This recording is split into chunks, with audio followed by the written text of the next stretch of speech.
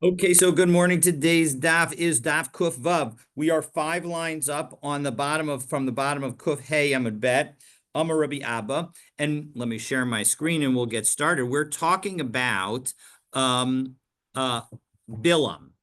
Bilam is the prophet of the non-Jews who Balak goes to in Sefer Bamidbar in the in the Numbers, and he goes to him and says, these Jews, they're coming close to my land. I'm very worried. I want you to curse them.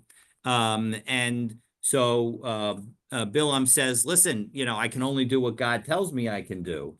And in the end, Bilam comes and it gets hired, and he tries 3 times to curse the Jewish people. That's no good. And you're right, it's no good. And so as a result, God instead puts blessings in his mouth. Now, over the course of this last last day, we've been learning how he was really a very wicked person, even though God did put the good words in his mouth. He still wasn't that didn't make him into a good person. And so, in fact, what we're starting with is the fact that we're going to see that the Gemara tells us that even though he literally blessed the Jewish people, all of his blessings turned into curses except for one. So, Amar Rabbi Abba Bar Kahana, Kulam Chazru L'Klala. Even though the words that came out of his mouth were a blessing, in the end, they were all actually curses. Except for his blessing of the Jewish homes and the Jewish shuls and study houses. Shenemar, because Let what him is go to Germany, let him go there. Yeah, exactly. Let him go somewhere else. Shenemar vayafoch Hashem Elokecha lecha es haklala livracha ki ahevcha Hashem Elokecha. So what does it say? This is a pasuk in Dvarim that notes that Hashem turned every blessing to a curse, or I'm sorry, he turned every curse to a blessing. But it says it in the singular, et haklala libracha, so suggesting that only one curse was turned into a blessing, that all the other curses actually came into being. Klala, below klalo, the fact that it says singular klala, then it only, not all of them. As Rashi tells us, 6 lines up on the left-hand side of the daf, haklala libracha, achat min haklalot, one of the curses, hafach libracha, was turned into a blessing. Shelo chazra laolam, that it never reversed itself. Below kol haklalot, but not all of the curses, librachot shechazru, because all of the when it came to all of them, they did not just turn into blessings permanently. And Amar Rabbi Shmuel Bar Nachmani, Amar Rabbi Yonatan. So Rabbi Shmuel Bar Nachmani says in the name of Yonatan, "My dixiv ne'emanim pitzei ohev, v'ne'etarot nishikot sonei." That when it comes to the wounds that your friend inflicts, you should love them. I mean, you should trust them, meaning that's they're worthy of trust. But when it comes to the kisses of your enemy, well, those you should, reverse. Though that's the opposite, meaning you don't trust those. Right? I mean, you can understand why. If your enemy comes to kiss you, maybe he's got a knife in his hand and he's trying to stab you. So, Tova klala shekilel achia hashiloni es Yisrael. And now we say, what is this referring to? Achia hashiloni was a prophet who curses the Jewish people because of their sinful behavior.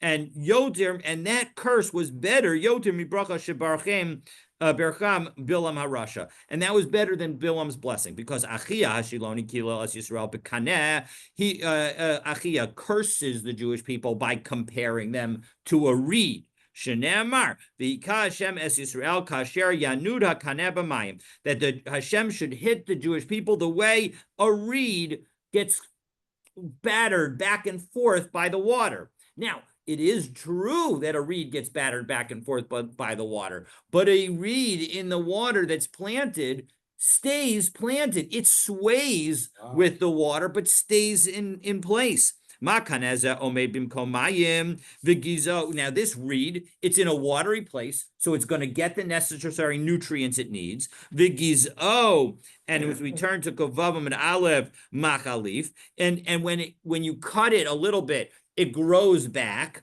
Shvisharashav merubin, and its roots are deep and strong and plentiful. Va'afilu kol ruchos shebaolam bos v'no shvos bo ein mezizos osab mimkomo. You can't move that reed. The top of it will sway, but the root is anchored. The excellent word. Elahu holechu v'aymahen. Right? It just goes back and forth with the winds. When the wind stops, it's still going to be there. When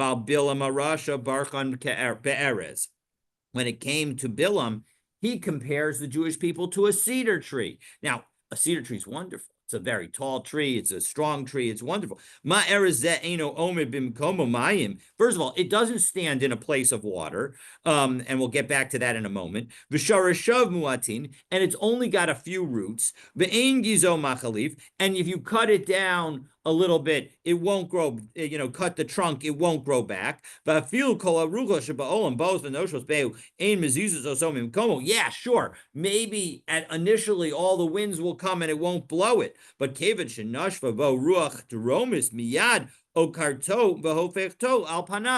soon as a southern wind comes, it's going to blow it up and cause it, overturn it.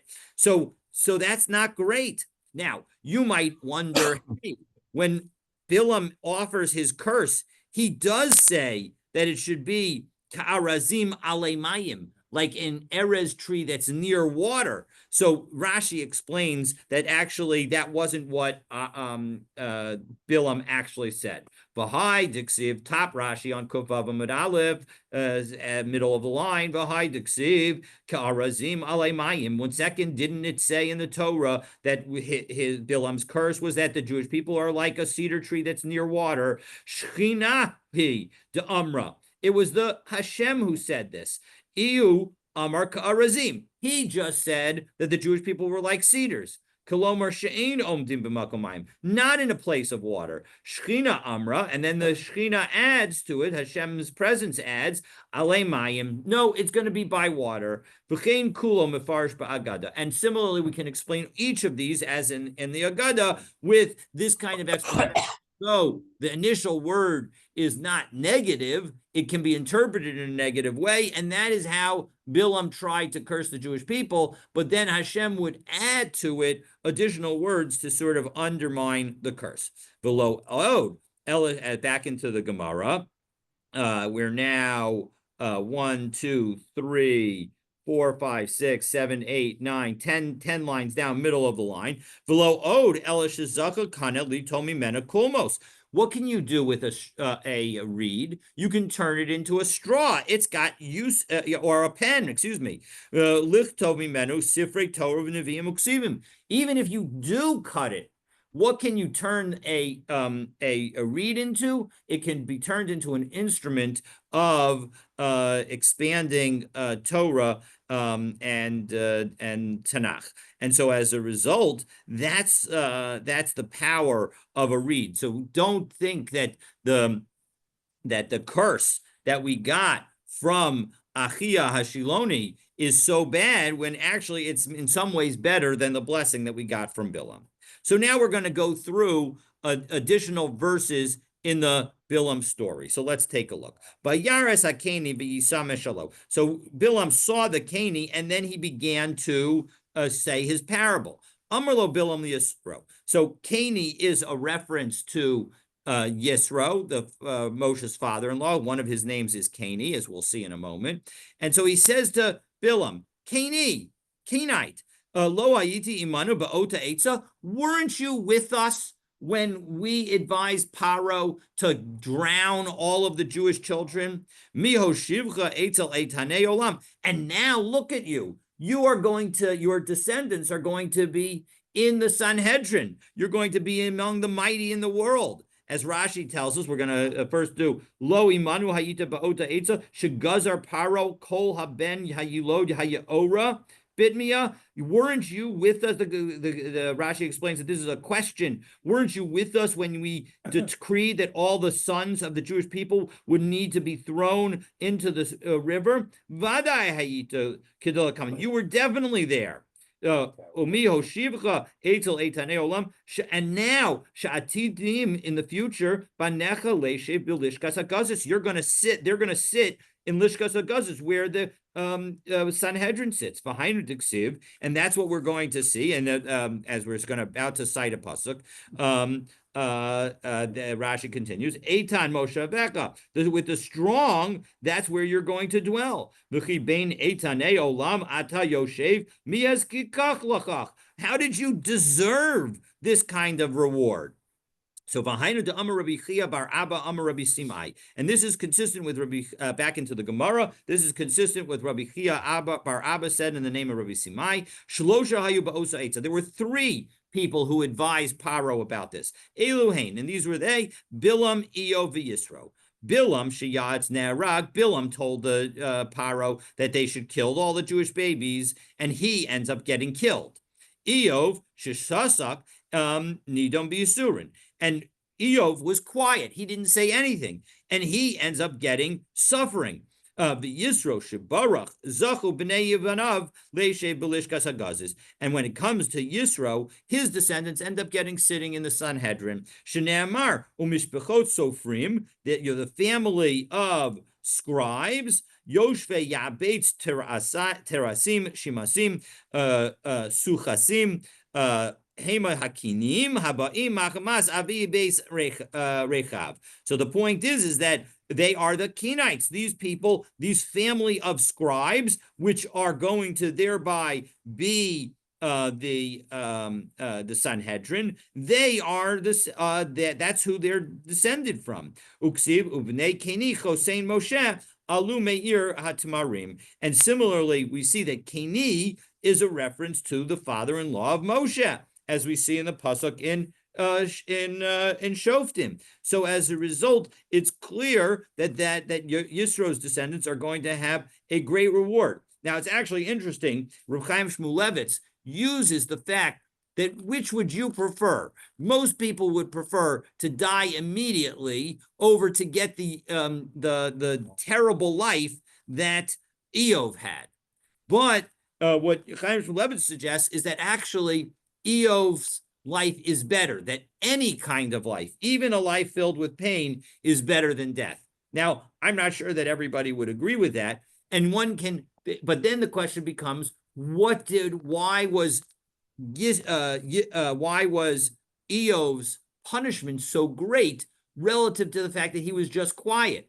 And the answer could be based on what Elie Wiesel has said, that the opposite of love is not hatred. The opposite of love is indifference. And that the indifference that we show may be actually worse than a demonstration of hatred.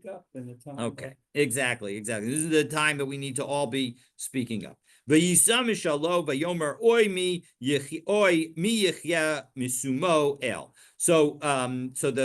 again, he continues now in the next pasuk.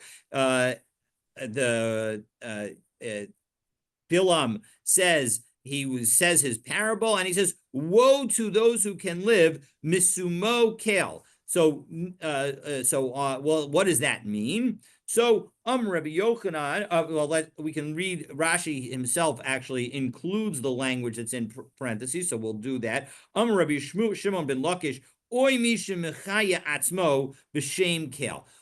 Woe is to one who uses the name of God. So instead of saying misumo, which is the way that was in the pasuk, we change the sin to a shin and we say shmo kel. So who is the one who makes himself live with God? So shemichiyeh atzmo b'shem kel. Rashi 1, 2, 3, 6, 9. About 15, 12, 13 lines down. He makes an Eloha. He makes himself into a god. Kamo Paro v'chirim, like Paro did, as did Chirim. They made themselves into a god. That's one possibility. Lashon acher, misha mechaya atzmo, one who makes himself live. Kilomer Oy lahem la'otam b'nei adam. Woe is to those people. Shemechayein uma'adanin atzman ba'olam hazeh. They take every advantage in this world. They get every pleasure. They do everything that they can. They're focused just on this world, and they don't care about any repercussions about what they're doing. Upork in old Torah. They throw off the yoke and break the yoke of the Torah. Mi'al tzavaram, from on their shoulders. Umishamnin es atzman, and they just fatten themselves. That kind of person is also what to whom Bilam is saying, woe to such a person. So that's one view, and that again, that changes the sin to a shin. Rabbi Yochanan, we can leave it as a sin and say, Oy la le'uma shetimatzeh b'shah shakadosh baruch hu ose pidyon levanav. Woe to any kind of nation that tries to interfere with the Hashem and the Jewish people when Hashem is trying to redeem them. Because at that moment, Hashem was trying to bring the Jewish people into the land of Canaan. So mi matil ksuso bein lavi leleviyah b'shah shenizkaken saying that it's like somebody who stands between, who puts his garment between a lion and a lioness at the time that they want to mate. That of course nothing's going to bother them. They're gonna deal with whatever they need to. So that's the next pasuk. And now continuing on with a third pasuk, v'tzim miyad kitim, that a great ships will go from Kitim, from the edge of Kitim. Amarav libun aspir. This refers to libun aspir. Ve'inu ashur ve'inu aver. And the pasuk continues that they're going to afflict Assyria and afflict Aver. Ad Ashur, until they get to Assyria, Katle Mikdal. They're going to just kill everybody. Mikan ve'elach mishabde shibude. But from that point on, geographically, they're going to just enslave the people. And this is understood to refer to Rome conquering the Holy Land. Hineni holech la'ami lucha i'atzka asher ya'aseh ha'am hazeh la'amucha. And so then the next, I'm sorry, now we go a couple psukim earlier where it says, behold, I'm going to go to my people. Come, let me advise what this people should do to your people. Now it's odd, right? Because there, Bilam should be advising what, why did he say what this people is going to do to your people? He should have said what your people are going to do to this people. So Amar Rabbi Abba Bar Kahana ka'adam shemekala as atzmo v'tolo kilolato v'acherim. No, it's like when somebody curses himself, but is really trying to apply that curse to other people. So Rashi offers two approaches to understanding this. So take a look, 3 lines up, right-hand side on the of the page, Kovav Amud Aleph. V'tola kiloto b'chaveiro, v'kach Bilam lo ratza letalot shvalot zeh b'Balak. He didn't want to belittle Balak and his people to say that they were going to need to do something about the Jewish people.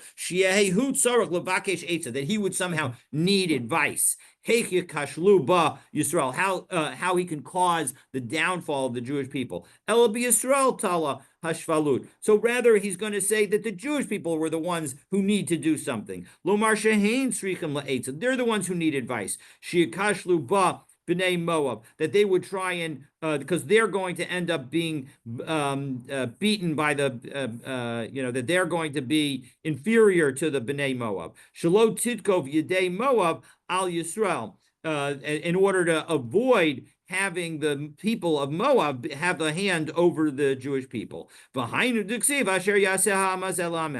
that's why it chose that. So that's Moriva Rabbi. That's Moriva Rabbi.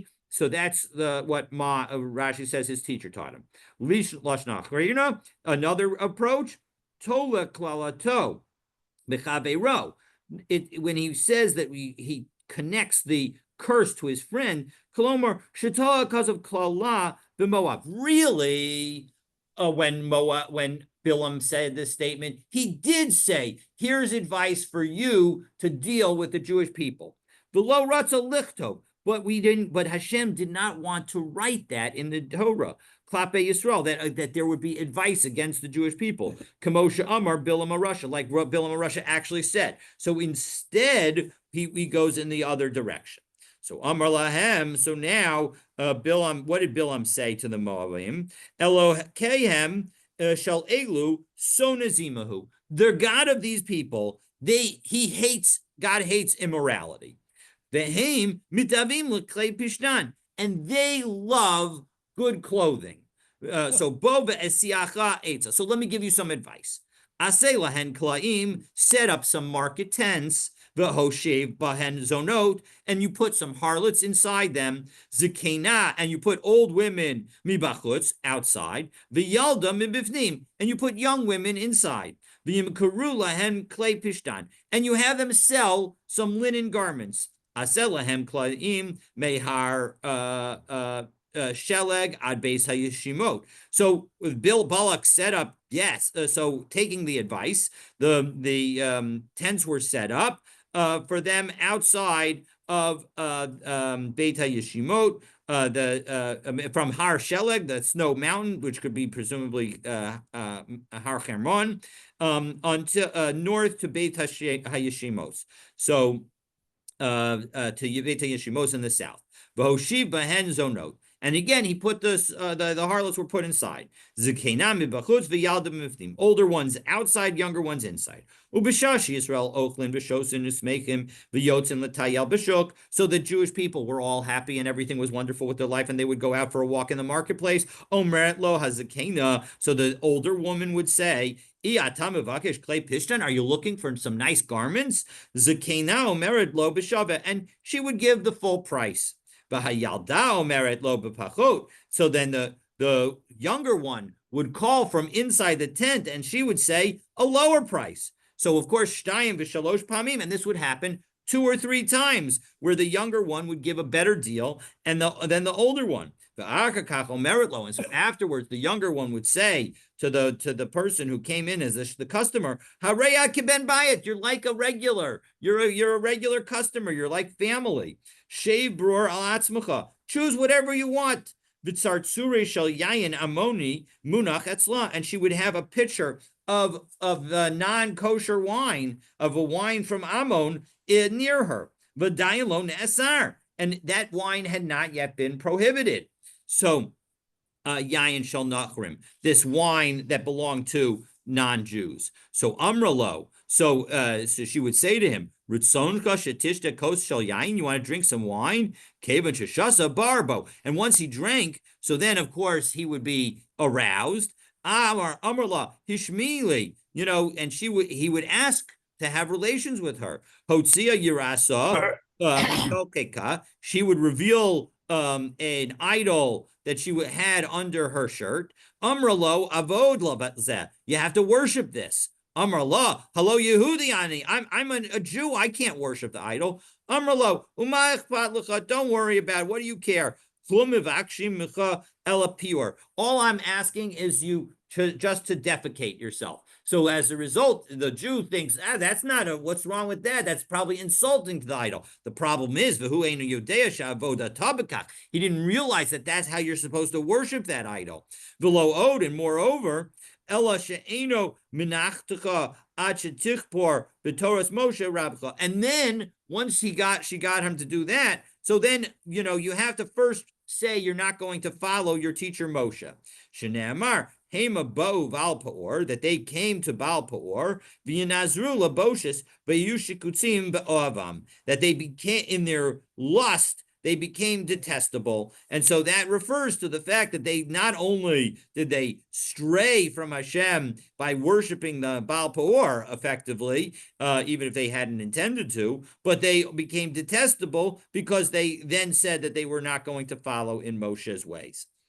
But Yeshiv Yisrael b'Shittim, and now another pasuk where it says the Jewish people dwelled in Shittim. Rabbi Eliezer, this is at the beginning, or just before Pinchas comes onto the scene. By Yeshiv Yisrael b'Shittim, Rabbi Eliezer Shittim Shema. Rabbi Eliezer says that this was actually a place called Shittim. Rabbi Yeshua Omer Shenis Asku b'Divrei Shtus. No, it's called Shittim because that's where they engaged in this kind of foolishness and the immorality. Another debate between Rabbi Eliezer and Rabbi Yeshua, but Tikren al-Am l'zivchei Eloheihen, that the Jewish people began to worship to their gods. Rabbi Eliezer Omer Arumos pagu bahen. Why does it say tikrena, that it's sort of they happened upon?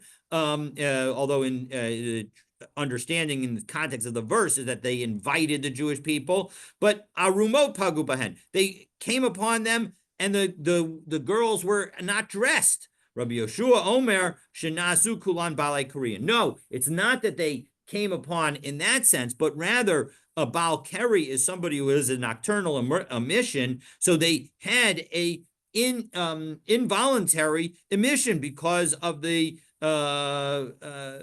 sexual nature of the entire experience.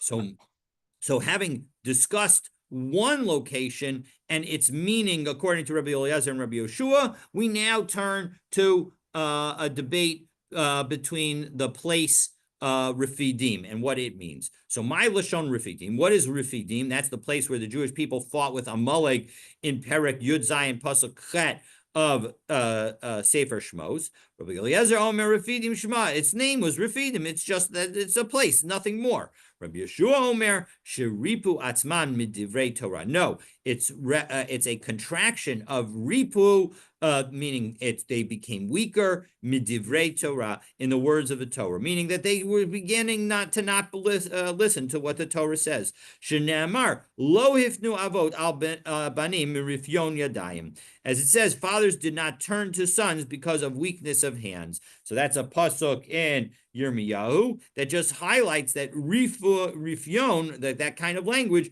could be used in, is a turn of phrase that we have as well. So in this context as well, it refers to the Jews being weak in the study of Torah. And again, that's the context that it is over there in Yirmiyahu as well. So I'm Rabbi Yochanan. Kol makom shenemar vayeshev. Anytime it says vayeshev, as it says vayeshev Yisrael b'shitim, in connection with the beginning of the whole sin with the Moabite women that we were just talking about. So whenever it says vayeshev, eino ela lashon sar, it tells us that something bad is going to happen in the Torah and Tanakh. As examples, Vashenemar, Vayeshev Yisrael Bashitim, Vayachel Ham Liznos Es Benos Yisrael, Benos Moab. Right, that all of a sudden they settled in Shittim and they began to have immoral relations with the daughters of Moab. Vayeshev Yaakov. What about Vayeshev Yaakov be'eretz Megurei Aviv be'eretz Canaan? Right, in Parshas Vayeshev it says that Yaakov dwelled in the land of his father's travels. So Vayaveh Yosef, immediately thereafter, Vayaveh Yosef is Basama Ra'ah as Elavihem, that Yosef brought the evil reports of their brothers to their father, and of course that led to the sale of Yosef to Mitzrayim. Again, Vayeshev results in bad things happening. V'ne'amar, another example, Vayeshev Yisrael be'eretz Goshen, that it says that the Jewish people settled in the land of Goshen. Now that's at the end of Bereshis. And what happens? V'yikruvu Yimei Yisrael Amud, and immediately Yaakov Avinu dies. And then Vayeshev Yehuda v'Yisrael lebetach ish tachas gavno v'tachas teinaso. In the days of Shlomo, the Jewish people were settled securely, and immediately thereafter, although it's actually a few prakim later, Vayakam Hashem Satan l'Shlomo Eis Hadad Hadomi. All of a sudden, Hashem raises an adversary to Shlomo, Hadad the Edomite, and Mizera HaMelech hu be'Edom. He was from the royal family in Edom, and he starts attacking them. Es Malchei Midyan. So now, again, we having now discussed Bilam's life, we turn to Bilam's death. And so we're 4 lines up from the bottom of Kuf Vav Amud Aleph. Ve'es Malchei Midyan hargu al chaleim. Ve'es Bilam ben Beor hargu b'charev. So they killed the kings of Midyan. And then it says, and Bilam, the son of Beor, they slew with the sword. So Bilam, my Hasam, what was he doing in Midyan? So I'm Rabbi Yochanan Shahalach Litol Schar Esrim v'Arba Elef Sheyibil MiYisrael. He was collecting the reward for the 24,000 Jewish people that died as a result of the sin with the daughters of Midyan. So Amar Zutra Bar Tuvia Amar Rav, and Mar Zutra said in the name of Rav, Hainu Damri Inshi, Gamla Azla Lemiboy Karne. A camel went and wanted some horns. Udne dahavule gizzen mine, and his ears got cut off, right? So he wasn't happy with what he had sticking out of his head. He wanted a nice horn, and instead, what ends up happening is his ears get cut off, because after all, for the first step to having just a horn is having no other things up there. So the point is that it highlights the fact that be careful what you wish for. Exactly. Be careful what you wish for. As Bilam ben Beor hakosem. Now, in Yehoshua, it refers to Bilam as a sorcerer. So the Gemara asks, Kosem Navihu. I don't understand. He wasn't a sorcerer. He was a Navi. So I'm Rabbi Yochanan, Betchila Navi, Uvasov Kosem. Originally, he was a Navi. He was listening to what God told him. But in the end, he just was doing magic tricks. Amar of Papa, Hainu de Amri and she, and that's another saying that people say have.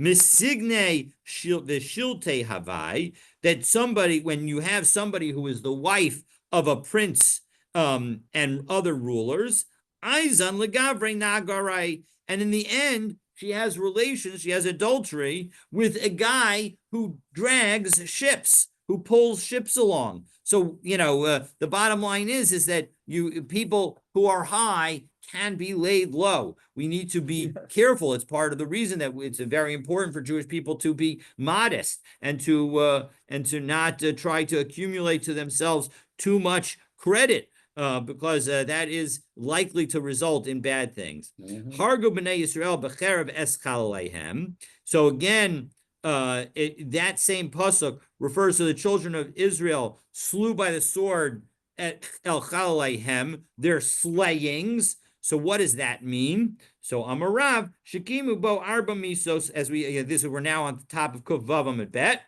That the Jewish people had 4 executions that they effectively did to Bilam. Skila, Usreifa, Hereg, V'chanek. Stoning and burning, beheading, and strangulation. And how is that? So Rashi helps us out here. Top Rashi, Kovav Amud Bet.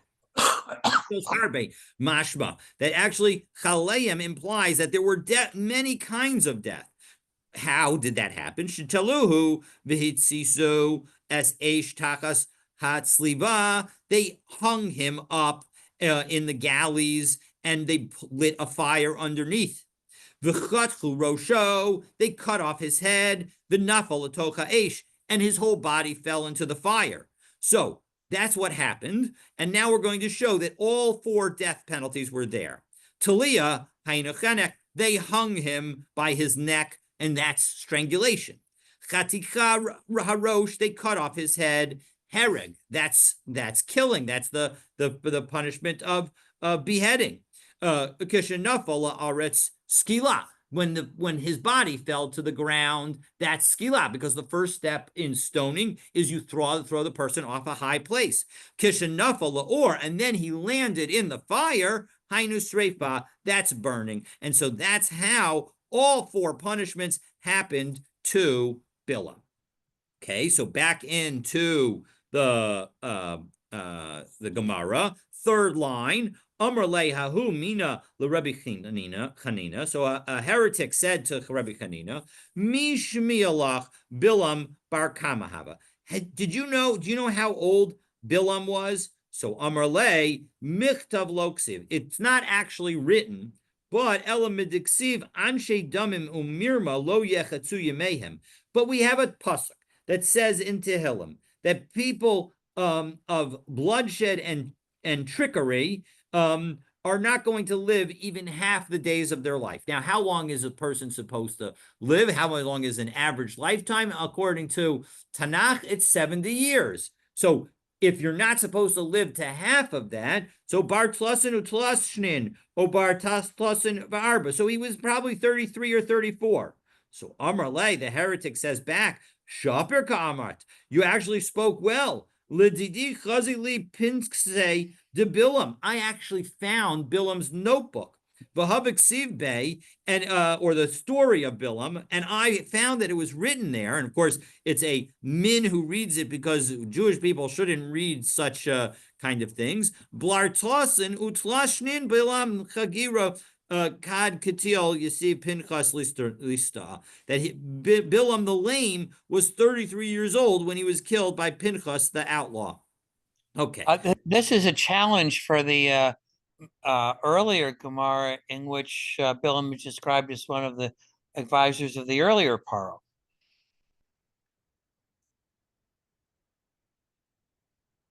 Well, you would need to shrink. First of all, if we say that Bilam is you would need to put the throwing. Yes, you're absolutely right. Because of course the throwing of the children was when Moshe was born.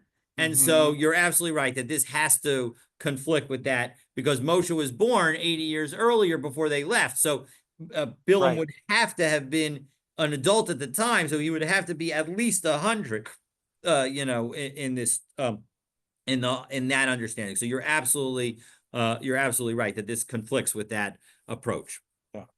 Amrle Mar Bray de Ravina Levrei. So Mar, the son of Ravina, said to his son, B'chulo lo tapesh mit lemidrash.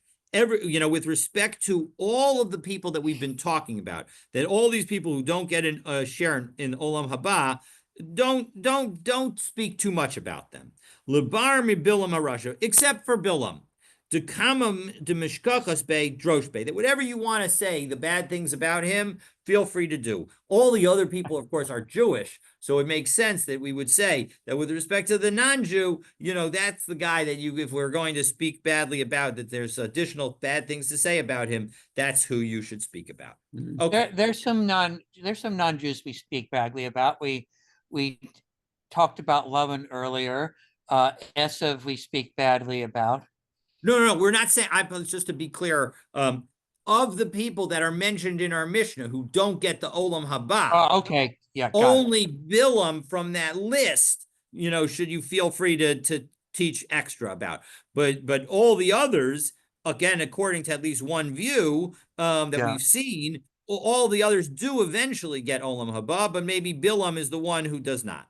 All right, so we've now finished with Bilam, and now we turn to Doeg Hadomi. So Ksiv Doeg, Uksiv Doeg. So why does it have two different versions of his name? So Amar Rabbi Yochanan, B'tchila Yoshev HaKadosh Baruch Hu V'Doeg. Originally, Hashem was worried, how is Doeg going to behave? Shema Yetzi Zeh L'Tarbut Ra. Maybe he's going to go out and be a bad guy. But La'achar Sheyatza, when he did in fact go out and became a bad guy, Amar, Hashem says, Voy, oi, Sheyatza Zeh. Whoa, woe is that bad. And so as a result, Doeg has a voy in it. So as a result, that's the point that was being made when it says Doeg. Okay. So now we're going to have a series of 6 teachings of Rabbi Yitzchak. This is the Rabbi Yitzchak piece that we're going to have about Doeg.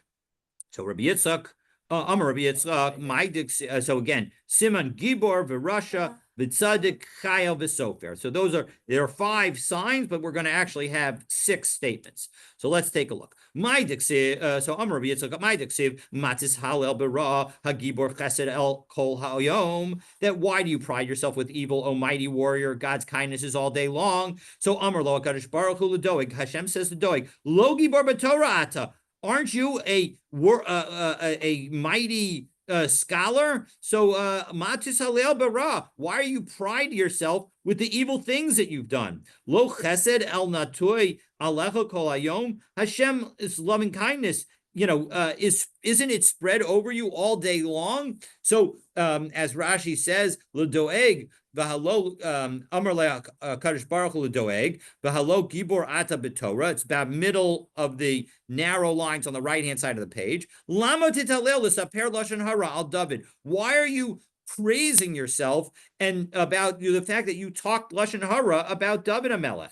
As we will see, that's going to be his undoing. V'amar Rabbi Yitzchak, my diksiv l'rasha amar Elokim malacha l'saper chukai. So what to the wicked Hashem says, to what purpose are you telling me my decrees? What is that referring to? That's a pasuk in, again, also Tehillim, Perak Nun Pasuk Tet Zayin. Amar Lo HaKadosh Baruch Hu L'Doeg HaRasha. Hashem says to Doeg, Malach Elasaper Chukai. Why are you talking about all my mitzvot? Meaning, why are you studying Torah?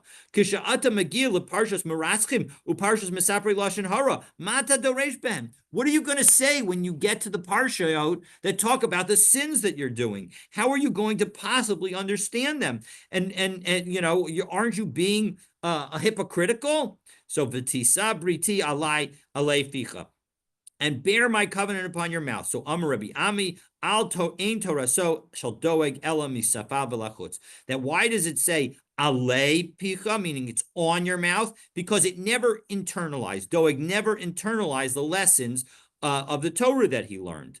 So Amar Rabbi Yitzchak, now lesson number 3. My dixiv v'yiru tzadikim. Vayira'u alav yischaku, that the righteous are going to see him be frightened, and then they're going to laugh at him. B'tchila yira'u. Originally, the righteous were afraid of Doeg. Ulabasof yischaku. But in the end, when Doeg gets killed, so then they enjoyed it. They laughed because again, now the question is, how do you laugh at the downfall of your friend? You're not supposed to do that. That's a separate question. All right, Amar Rabbi Yitzchak number 4. My dixiv. Chayil bala v'yikienu mibitno yorishanu kel. So what does it mean, that which says, this is a pasuk in Iyov, that he has swallowed treasure and it will disgorge it. God shall purge it from his gut. So this was a conversation between David HaMelech and Hashem. Amar David l'fnei HaKadosh Baruch Hu. David says to Hashem, Ribono shel olam, Hashem, yimut Doeg. Kill Doeg. He's terrible. Amar lo, chayel bala v'yikienu. 1 second, he's swallowed a treasure and he needs to disgorge it, meaning that he knows a lot of Torah. And so Rashi explains. And so as a result, given his knowledge, I can't just go ahead and kill him. So Amar lefanav. So David says back, Mibit no yorishenu kel. You can purge it out from inside of him, meaning you can cause Hashem, you can cause Doeg to forget his learning. And we are going to see at the end of today that in fact he did forget his learning, and that was the downfall. Amar Rabbi Yitzchak number 5. My dixiv gam kel yitatzcha lenetzach. Similarly, may Hashem shatter you for eternity. Amar HaKadosh Baruch Hu David. So Hashem says to David, Neze Doeg b'alma da'asi, let Doeg into the world to come. Amar lefanav, gam kel yitatzcha lenetzach. No, Hashem should shatter him forever. My diksiv yachtecha v'yaschacha me'oel v'sher shecha me'eretz chayim sela. So what does it mean? May he cut you and tear you from the tent and uproot you from the land of life. Sela. So Amar HaKadosh Baruch Hu, again, Hashem tries to plead with David. Limru shemaita be midrasha mishmei. So all right, you're not going to let Doeg into Olam Haba, but at least let his Torah come in. And Amar lefanav. So David says back, no, yachtecha v'yasachacha me'ohel. No, he should be cut out and teared out from the tent. So lehevi le benin rabbanan. Let him at least have Torah scholars as children. No, the Sher Shecha me Eretz Chayim Sela. No, uproot him completely. And so as a result, no positive thing comes out of Doeg. Amar Rabbi Yitzchak, last teaching of Rabbi Yitzchak, my diksiv, aye sofer, aye shokel, aye sofer es hamigdalim. So where is the one who can count? Where's the one who can weigh? Where's the one who can count the towers? So that all refers to Doeg. Aye sofer kol osios shebetorah. He knew how to count all the letters of the Torah. Rashi explains that that's a reference to the fact that he understood when words were written malay and chaser, whether it's had a vav or didn't have a vav. Aye shokel sheshokel kol kalim v'chamurim shebetorah. And when it came to his weighing, it's because he knew every kal v'chomer in the Torah. Aye sofer. Again, Rashi helps us with that. Then, and finally, Aye Sofer Es HaMigdalim. What does it mean that that he was able to count the Torahs? Shahaya Sofer Shlosh Me'os Halachot Psukot B'Migdal HaPoreach Va'avir. That he was able to count 300 laws for a tower floating in the air. Now, what exactly does this tower floating in the air mean? So Rashi offers 4 different interpretations. Given the time, I'm going to go through them outside. The first is that it's referring to the top part of a lamed, so that the upper part of a lamed, which extends above the main line. So he was able to interpret 200, 300 different laws based on that lamed. And so that's possibility number 1. Number 2, that it's referring to the laws of Tuma and Tahara if you are carried in a case in an enclosed chamber into the airspace of Chutz La'aretz, of outside of Israel. What's the status if that were to do that? That's possibility number 2. Possibility number 3 is that he had the ability to do the sorcery to create a floating chamber for himself if he wanted. And so that is possibility number 3. And number 4 is it doesn't mean actually floating in space, in air, but rather it's just standing in an open field. And what are the laws associated with that, with a tower, with an enclosed chamber that is on the ground in a field with, and it has tuma inside it. And that is covered by the first Mishnah in the 4th parak of Ohalot. Okay, so those are the various possibilities. And Amar Rabbi Ami, Arba Meya Ba'aya Bo Doeg Ba'achitofel B'migdal HaPoreach Ba'avir. He actually had 400 questions that he had about this thing where they were floating. Below Ishvat Lehuchad, and he wasn't able to resolve any of them. So, of course, how one deals with that and the fact that we just said he was able to decide 300 laws with respect to with that same issue, is beyond what we're going to do in the moment. Either it's Rabbi Ami is disagreeing with the prior opinion, or it's saying, well, whichever meaning you had for the first tower, we'll talk about a different tower now. And he had 400 questions. And the suggestion is that because he had 400 questions, it shows how knowledgeable he was. But Amarava, Revusa, boy, are you saying that it's really a good thing to have a lot of questions? Because listen to the following. Bishnei de Rav Yehuda, Kulei Tanuya ben Nezikin. When it came to the era of Rav Yehuda, everybody only learned the Seder of Nezikin. They didn't learn Taharos and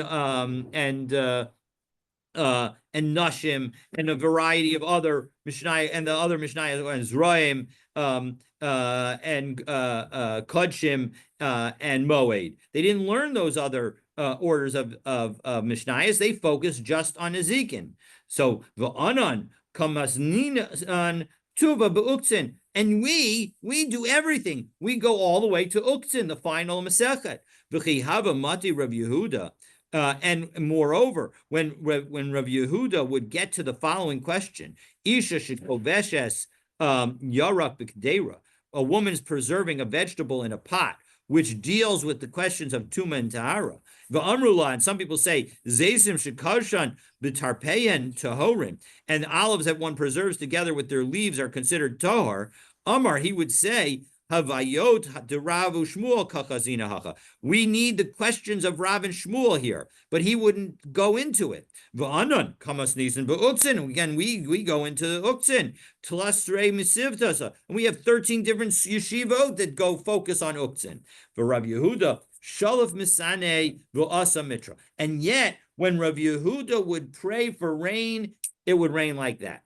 V'ana tzavchinan, and we cry out, V'leka demashkachban, and no one pays any attention to us. Meaning that just because Rav Yehuda didn't have the ability to ask all of those questions in these esoteric areas doesn't mean that he's not great. Indeed, he was greater than us, despite the fact that we have the ability to learn these additional areas. So El HaKadosh Baruch Hu, Liba boy, what Hashem wants is our heart. Diksiv, Hashem Yirah L'Levav, that Hashem sees into the heart. And indeed, in this week's Parsha, we have the last Mishnah in oh,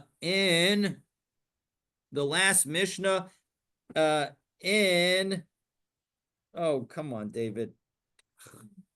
The last Mishnah in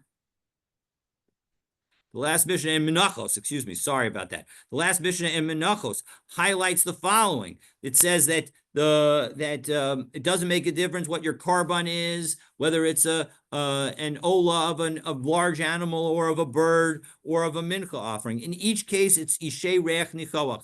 It's a burning that is pleasant to Hashem, and it shows that all that Hashem wants is the gifts of our heart. And so too here, that's exactly the same point here. So that's we can call that a Daf Yomi coincidence.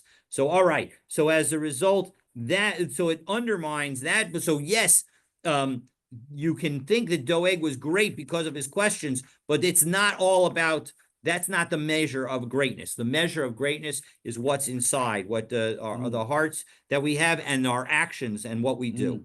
Amar of Masharshia, Doeg Avachitofel, Lo Havu Sivrei Shemaita. They weren't really able to understand. So Maskif Lo Marzutra, that you said that Rav Masharshia says that you're not able to understand what they were studying. Mandik Sivbe, Aye Sofer, Aye Shokel, Aye Sofer as Hamigdalim, about Doeg, where they say, who's the one who can count? Who's the one who can weigh? Who's the one who can count the towers? Va'at Amrat Lo Hava Savrei Shemaita, and you say he doesn't understand? No, what he didn't understand is he didn't have a sense of how the halacha should be. He didn't have an understanding of how to take what he was learning and implement it in his life. Sod Hashem lirayab, that the secret is only for those who fear Hashem. And so as a result, that's what Doeg was missing. So Amar Rabbi Ami, lo meis Doeg ad sheshachach talmudo. As we said earlier, Doeg did not die until he forgot his learning. Shene'amar hu yamut be'ein musar uverov ivalto yishka. That he's just going to die because he lacks wisdom and he led into error by his great folly. So Rav says, nitztara, that he had saras at the end of his life. Shenemar hitzmata kol zoneh mimeka, that you shall cut down hitzmata all who stray from you. Now, what's the meaning of? What's the translation of hitzmata? Ksiv hasam litzmisus. It says litzmisus umetargaminan lechalutin. And the targum of that is chalutin, meaning completely. But utanan ein bein muskar umuchlat. But we also use lechalutin in connection with tzarat, that there's a musgar, somebody who's been closed up and we're waiting to figure out whether or not they have tzarat, and a muchlat, somebody who's actually been confirmed to have tzarat. Ella priya uprima, and the difference, halakhic differences between them is whether they have to let their hair grow and whether they have to tear their garments. And the point is that muchlat is a word that is used in connection with tzarat. Muchlat is the Targum translation of litzmisus, and litzmisus or hatzmata is the word that is used in connection with the downfall of Doeg, as referenced in Tehillim Perek Ayin Gimel Pasuk Kaf Zayin. And so as a result, it shows that Doeg not only lost all his learning, but he died in a belittling manner with tzarat at the end of his life. We are not yet done talking about Doeg, but for a series of 4 statements of Rabbi Yochanan regarding Doeg and Achitofel, stay tuned for tomorrow's daf. Have a wonderful day. Thank you. Yasher Koach. Rutia, looking forward to continuing. We have 1 week left. 1 week. 1 week left, God willing. I think 1 week in a day or 1 week. 1 week. Well, we finished week from today. We need to do a CM on the. 100%. 100%. Have a wonderful day, everybody. Thank you. Some of us are firstborns. Yeah, me too. Yep. All right. Have a great day. We could find out the weather now.